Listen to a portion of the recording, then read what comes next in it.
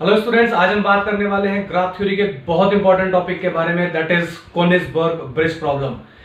इस प्रॉब्लम को basically graph theory का सबसे इनिशियल प्रॉब्लम भी माना जाता है, क्योंकि ये माना जाता है कि यहीं से ग्राफ थ्योरी की शुरुआत हुई। बेसिकली एक रियल टाइम सिनेरियो था। मैं इस सिनेरियो को आपको समझा देता हूं। इन 1736 रशिया में एक जगह थी कोनिग्सबर्ग। उस पर्टिकुलर सिटी का स्ट्रक्चर कुछ इस तरह का था कि उस सिटी के बीचों बीच से होकर के एक नदी निकलती थी और उस सिटी में दो आइलैंड, यानी उस पर्टिकुलर नदी में दो आइलैंड के जो पीसेस है, लैंड पीसेस थे, वो पड़ते थे। और ये स्ट्रक्चर कुछ इस तरह का था कि उन लैंड पीसेस को बेसिकली इस तरह से कनेक्ट करते हुए कुल मिलाकर के 7 ब्रिजेस आपस में कनेक्ट करते थे। सपोज इस लैंड पीस को ए बोला जाता था, इस लैंड पीस को बी बोला जाता था, इसको सी एंड डी, और आपस में इस तरह से स्ट्रक्चर बनाते हुए 7 ब्रिजेस इन दोनों आइलैंड्स को बाकी दोनों लैंड पीसेस के साथ कनेक्ट करते थे। तो बेसिकली पजल क्या था? पजल ये था कि वहां पर लोकल्स के बीच में ये एक बहुत बड़ी कौतूहल का विषय था कि इसको किस तरह से ट्रेवर्स करना है, कि किसी भी पर्टिकुलर लैंड पीस से हमको स्टार्ट करना है, सारे के सारे ब्रिजेस को ट्रेवर्स करना है एग्जैक्टली 1 बार, और फिर लौट करके उसी पर्टिकुलर लैंड पीस पर आपको लौट करके आना है जहां से आपने शुरू किया है। तो इसमें हमने कितने भी तरह के मेथड इसमें अप्लाई किए, बट ये कभी कोई ब्रिज रह जाता था, कभी कोई ब्रिज 2 बार ट्रेवर्स हो जाता था। तो बेसिकली ये हमारे पास ये एक कॉमन फिनोमिना या पजल टाइप का एक कौतूहल का विषय था कि ये कोई कर कैसे पाएगा। तो ये बेसिकली थ्योरी थी। इसको ही सॉल्व करने के लिए अर्नोल्ड यूलर, जो कि बेसिकली ग्राफ थ्योरी के जनक माने जाते हैं, फादर माने जाते हैं, उन्होंने इस पर्टिकुलर थ्योरी को समझाने के लिए, सुलझाने के लिए, सॉल्व करने के लिए इस ग्राफ थ्योरी का सहारा लिया और इस पर्टिकुलर प्रॉब्लम को उन्होंने ग्राफ की तरह प्लॉट किया। आइए देखें तो उन्होंने किस तरह से प्लॉट करने की कोशिश की थी। उन्होंने जितने भी लैंड पीसेस थे उनको वर्टिसेस एज्यूम किया, और जितने भी हमारे पास ब्रिजेस थे उन्होंने उनको एजेस के फॉर्म में रखा, और फिर उसके सॉल्यूशन को बनाने की कोशिश की। तो देख लेते हैं उन्होंने क्या स्ट्रक्चर बनाया। That is A for this one, C, B and D. There are 4 land pieces commonly known as 4 vertices. Then 2 bridges are there between C to A. Then C to A के बीच में उन्होंने 2 parallel edges को connect किया. Then again C to B there are 2 bridges. Then 2 multiple edges are there. C to D there is only 1 bridge between C to D. Then there is only single edge to C to D. Then single edge from A to D. Single edge from A to D as well as D to B single edge. So this was the graph basically drawn this from this particular problem or scenario, या जो भी physical existence इस particular island की या river की थी। इसके basis पर उन्होंने इसको ट्रेवर्स करने की कोशिश की, और मैं यहाँ पर ट्रेवर्स करके देखने की कोशिश करता हूँ कि किस तरह से उन्होंने भी कोशिश किया होगा। सपोज यहाँ से शुरू किया और अब हम फिर लौट करके नीचे गए, देन यहां से इस पर्टिकुलर लोकेशन पर आए, देन यहां से इधर गए। अब डी से हम या तो इधर जा सकते हैं या इधर जा सकते हैं। इधर गए तो अब आने के लिए हमारे पास बेसिकली ब्रिजेस का रिपीटिशन होगा। सपोज हम इधर चले गए, यहां से इस पर आ गए। Now this particular bridge left to be traversed, और जहां से हमने शुरू किया था वहां पर हम बेसिकली पहुंचे भी नहीं है। तो इस तरह से उन्होंने कई सारे मैकेनिज्म इसमें अप्लाई किए, कई तरह से ट्रेवर्स करने की कोशिश की, और बेसिकली एक सॉल्यूशन दिया। हाँ जी हाँ, वो इसको सॉल्व कर पाए किसी तरह से। सॉल्यूशन की किसी भी तरह से 2 मेथड हो सकते हैं। किसी भी पर्टिकुलर एल्गो को या किसी भी पर्टिकुलर प्रॉब्लम को सॉल्व करने के 2 अप्रोचेस हो सकते हैं। या तो मैथमेटिकली, लॉजिकली आप उसका सॉल्यूशन दे, कोई आंसर दे कि हाँ this is the particular solution of this particular problem, ये प्रॉब्लम एग्जिस्ट करती है तो उसका सॉल्यूशन ये एग्जिस्ट करता है। लॉजिकली, मैथमेटिकली, जिस भी तरह से आपको प्रूव करना है। या दूसरे शब्दों में बोला जाए, दूसरा अप्रोच क्या हो सकता है? दूसरा अप्रोच हो सकता है कि इसका हम ये सॉल्यूशन दे रहे हैं कि there is no solution exist. बात समझने की है, मजेदार है, लेकिन यहां पर ये ट्रू है कि अगर किसी प्रॉब्लम का कोई सॉल्यूशन एग्जिस्ट नहीं करता, तो ये कहना भी, ये मैथमेटिकली प्रूव करना कि इसका कोई सॉल्यूशन एग्जिस्ट नहीं करता भी अपने आप में एक सॉल्यूशन है।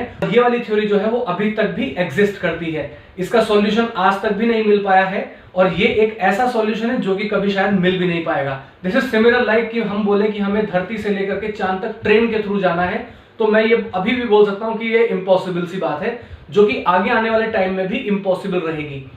ठीक है, तो हम यहाँ पर एक ऐसे स्टेटमेंट पर अपना लॉजिकल आइडेंटिफिकेशन दे रहे हैं या आंसर दे रहे हैं जो कि आने वाले कई टाइम तक भी, बहुत टाइम तक भी ये बेसिकली अनसॉल्व ही रहने वाली है।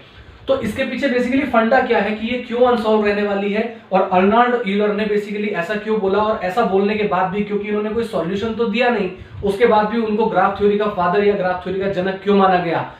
मैं यहां पर बात कर रहा हूं यूलर ग्राफ के बारे में। जी हाँ, जो उन्होंने प्रपोज किया अपना ग्राफ कि ये बेसिकली ग्राफ हो सकता है, इसको ट्रेवर्स करने के बाद हम इस तरह से पहुंचेंगे, तो वो एक यूलर ग्राफ हो सकता है। पहले मैं इस थ्योरी की बात करता हूं, हम फिर बाद में यूलर ग्राफ के बारे में पढ़ेंगे। इस थ्योरी की बात कर लेते हैं। सपोज हमें पता है कि सपोज ये हमारे पास स्टार्टिंग पॉइंट है और कंडीशन कहती है कि हमें पूरे ग्राफ को ट्रेवर्स करने के बाद लौट करके यहीं आना है। ठीक है, हम यहां से ट्रेवर्स करने के लिए निकले और हमने बहुत सारा हिस्सा ट्रेवर्स किया, लेकिन हम घूम फिर करके यहीं पर आ गए। तो यानी इस केस में आप देख सकते हैं इसकी डिग्री हमारे पास हमेशा इवन रही। मान लीजिए हमको फिर कभी और भी जाना है, क्योंकि वर्टिसेस को रिपीट करने का कोई भी लिमिटेशन नहीं है। यहाँ पर बस लिमिटेशन ये है कि आप एजेस को रिपीट नहीं करेंगे, and that should be traversed at least once and compulsorily once.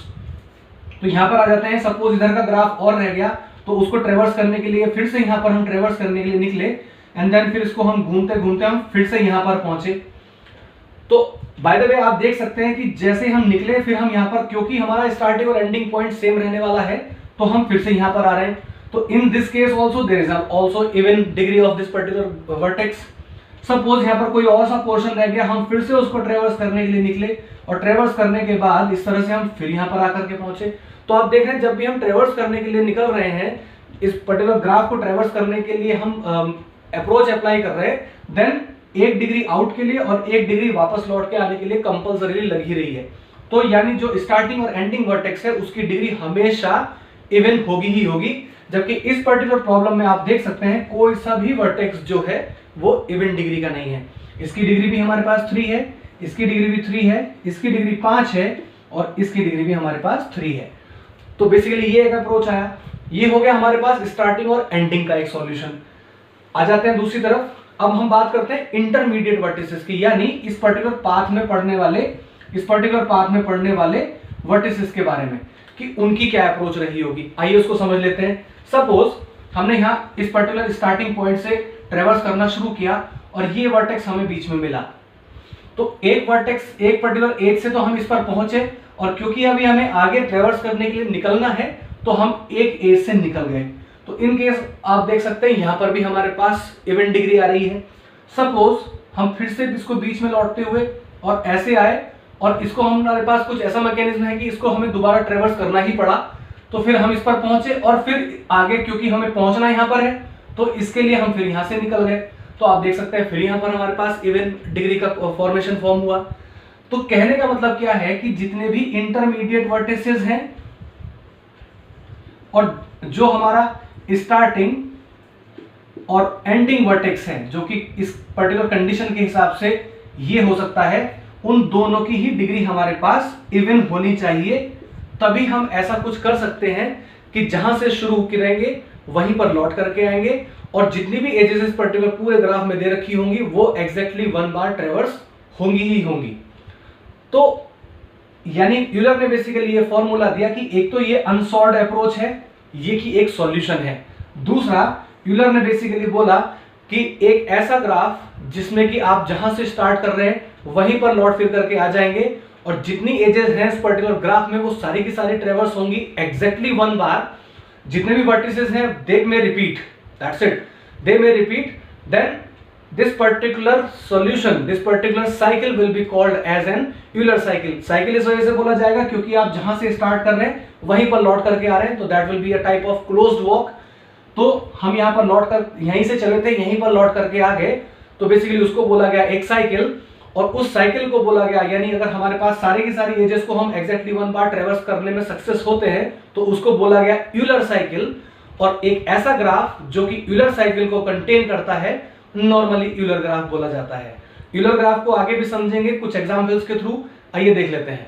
Euler graph को ज्यादा अच्छे से क्लियर करने के लिए हमने यहाँ पर 4 अलग अलग तरह के ग्राफ्स को ड्रॉ कर लिया है। आइए देखते हैं यहाँ पर कौन सा ग्राफ यूलर ग्राफ है कि कंडीशंस को सेटिस्फाई करता है। कंडीशन को एक बार हम दोहरा लेते हैं। जिस पर्टिकुलर वर्टेक्स से हम स्टार्ट कर रहे हैं ट्रेवर्स करना इस पर्टिकुलर ग्राफ को, हमको पूरे के पूरे ग्राफ के एक्सिस को ट्रेवर्स कर करके उसी पर्टिकुलर वर्टेक्स पर लौट करके आना है। दूसरा, कोई सी भी एज ट्रेवर्स करे बिना नहीं रहनी चाहिए। और तीसरा, जो भी एज है वो केवल एक से ज्यादा बार ट्रेवर्स नहीं होनी चाहिए, कोई एज छूटनी भी नहीं चाहिए और एक से ज्यादा बार ट्रेवर्स भी नहीं होनी चाहिए। This is the minimum condition for the Euler graph, यानी यूलर साइकिल के लिए कंडीशन है। और ऐसा ग्राफ जिसमें कि यूलर साइकिल होगा उसको हम बेसिकली यूलर ग्राफ बोलेंगे। आइए देख लेते हैं, अपने इस ए पर्टिकुलर ट्रेवर्स करना शुरू करते हैं। इस ए ग्राफ को सपोज हमने यहां से ट्रेवर्स करना शुरू किया, हम इधर चले गए, देन इधर इस पर्टिकुलर लोकेशन पे, इस पर्टिकुलर लोकेशन पे, ठीक है। Now 2 edges are remaining. तो अब हम यहां से लेकर के जब हम यहां पर पहुंचेंगे, now we can not traverse this particular edge. और हम एक ऐसी जगह पहुंच गए हैं, ऐसे वर्टेक्स पर पहुंच गए हैं जहां पर आने वाली सारी की सारी एजेस ट्रेवर्स की जा चुकी हैं। ऐसा क्यों हुआ आप देख सकते हैं, इसमें पर्टिकुलर डिग्री इसकी 3 है, इनकी भी 3 है, इसकी भी 3 थी और इसकी भी 3 थी। तो कंडीशन वाइज हमने अभी पढ़ा कि यूलर में सारे के सारे वर्टिसेस की डिग्री जो है वो सेम इवन होनी चाहिए, नॉट सेम बट सारे के सारे वर्टिसेस की डिग्री जो है वो इवन होनी चाहिए। आ जाते हैं दूसरे ग्राफ पर, अपने बी ग्राफ पर। सपोज हम कहीं से ट्रेवर्स करना शुरू करते हैं, लेट्स से हमने यहां से ट्रेवर्स करना शुरू किया, हम इस पर्टिकुलर लोकेशन से यहां पर आए, then we have 2 paths. Suppose हम ऊपर इधर की तरफ निकल गए, then there are again 2 path. अब हम किधर की भी तरफ जा सकते हैं, सपोज हम इधर आ गए, अब नीचे जाएंगे तो हम यहां पर रुक जाएंगे और अगर इसको ट्रेवर्स नहीं किया तो भी हमारे पास प्रॉब्लम होने वाली है। चलिए इसको पूरा करते हैं। सपोज हम इधर की तरफ पहुंचे, यहां से भी हमारे पास एक एज ऊपर जा रही है और एक नीचे, इधर गए तो भी हम फंसेंगे और इधर गए तो भी हम फंसेंगे। तो बेसिकली क्यों हम ऐसा हुआ, हमारे साथ ऐसा हुआ क्योंकि इसकी डिग्री तो 2 है बट इसकी भी डिग्री 3 है, इसकी 3 है, इसकी भी 3 है और इसकी भी 3 है, जबकि कंडीशन वाइज हमारे पास सारे के सारे वर्टिसेस की डिग्री इवन होनी चाहिए। आ जाते हैं इसके पास, यहां पर देख लेते हैं 2 डिग्री 2 2 2 2 सभी की इवन डिग्री है। मैं रेगुलर की ग्राफ बात नहीं कर रहा कि सबकी 2 होनी चाहिए या 4 होनी चाहिए, बट सबकी इवन होनी चाहिए। तो हम यहाँ पर देख सकते हैं कि क्या ऐसा कोई पाथ एग्जिस्ट करता है, देख लेते हैं ट्रेवर्स करके। हम इस पर्टिकुलर वर्टेक्स से ट्रेवर्स करना शुरू कर रहे हैं, यहां से इधर पहुंचे, यहां से इधर, यहां से ऊपर, यहां से नीचे एंड देन वापस जहां से चले थे हम वहीं पर आ गए। सारी की सारी एजेस ट्रेवर्स हो गई और कोई सी भी एज हमारे पास नहीं बची, तो hence it is called a Euler graph, क्योंकि यहां पर यूलर साइकिल फॉर्म हुआ। आ जाते हैं अपने डी ग्राफ की तरफ, देखते हैं इसमें हम कुछ ऐसा कुछ साइकिल फॉर्म कर सकते हैं क्या। तो अभी देखा जाए तो इसकी डिग्री हमारे पास 3 है, इसकी डिग्री 1 है, इसकी डिग्री 2 है और इसकी डिग्री 2 है। तो पहले ही नजर में हम ये कह सकते हैं कि यूलर ग्राफ तो नहीं है, लेकिन क्या फिर भी कोई ऐसा फॉर्मेशन बन रहा है कि हम ये सारी की सारी एजेस को ट्रेवर्स भी कर दें, कोई एज दोबारा रिपीट भी नहीं हो। देख लेते हैं इसको, यहां से सपोज हम ट्रेवर्स करना शुरू करते हैं, नीचे आए, यहां से इस पर्टिकुलर वर्टेक्स पर गए, यहां से फिर ऊपर आए एंड देन फाइनली यहां पर। तो आपने देखा कि हमने यहां पर सारी की सारी एजेस को ट्रेवर्स कर दिया है बिना रिपीटेशन किए किसी भी पर्टिकुलर एज को। तो ये कंडीशन बेसिकली फॉर्म करती है यूलर लाइन को, Euler line. This was the Euler circuit, this was the Euler line. और एक ऐसा ग्राफ जो कि यूलर लाइन को रखता है, यूनिकर्सल ग्राफ कहा जाता है, यूनिकर्सल ग्राफ कहा जाता है। और दूसरे शब्दों में इसको सेमी यूलर ग्राफ भी बोला जाता है, सेमी यूलर ग्राफ। तो इसको सेमी यूलर ग्राफ हम क्यों कह रहे हैं, क्योंकि ये सारी की सारी वो छोटी सी कंडीशंस को फॉलो कर रहा है कि कोई भी एज रिपीट नहीं हो रही है, दूसरा सारी की सारी एज को हमने ट्रेवर्स कर दिया। बस सिंपल सा डिफरेंस इतना है कि हमने जहां से स्टार्टिंग की थी वहां पर एंडिंग नहीं की, starting and ending vertices are different. Otherwise हमने सारी की सारी एजेस को ट्रेवर्स किया है और कोई भी एज हमने दोबारा रिपीट नहीं की है। तो अगर ऐसा कोई भी पाथ वे या लाइन होती है तो इसको यूलर लाइन या यूलर पाथ भी बोला जा सकता है। और ऐसा ग्राफ जिसमें कि यूलर लाइन या यूलर पाथ होता है नॉर्मली यूनिकर्सल ग्राफ या सेमी यूलर ग्राफ कहा जाता है। This is complete a Euler graph, और ये हमारे पास ना यूलर ग्राफ है ना ही ये यूनिकर्सल ग्राफ है। तो आई होप कि आपको ये यूलर ग्राफ का कॉन्सेप्ट क्लियर हुआ हो। Thank you so much.